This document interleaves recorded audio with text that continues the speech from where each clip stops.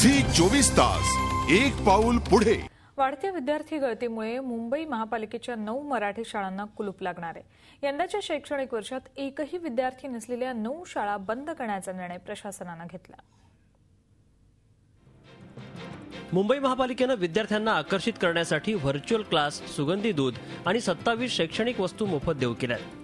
मात्र तरीही पालिकेच्या 9 मराठी शाळांना टाळं लागणार आहे। मराठी शाळांमध्ये यंदाच्या शैक्षणिक वर्षात एकही विद्यार्थी नसलेल्या 9 शाळा बंद करण्याचा निर्णय प्रशासनाने घेतला आहे। 6 वर्षात तब्बल 56,000 विद्यार्थ्यांनी पालिकेच्या शाळांना रामराम ठोकलाय। या सगळ्याला पालकांची उदासीनता कारणीभूत असल्याचं मुंबईच्या महापौर आणि शिक्षणाधिकाऱ्यांनी म्हटलं आहे।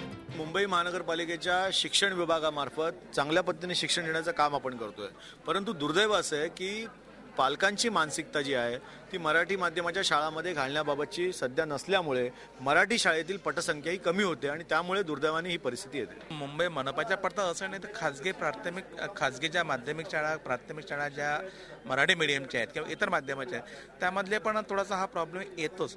मला वाटतं हे आपल्या जनतेचे किंवा पालकांची थोडी मानसिकता असावी।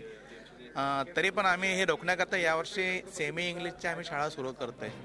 विद्यार्थ्यांना दर्जेदार शिक्षणाबरोबरच सकस आहार मिळण्यासाठी पालिका 140 कोटी रुपये खर्च करते। शिक्षकांना प्रशिक्षण दिलं जातं, मात्र पालिकेच्या मराठी शाळांमधील गळती कमी होऊ शकलेली नाही।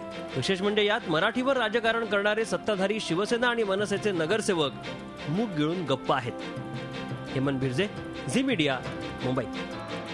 झी 24 तास एक पाऊल पुढे।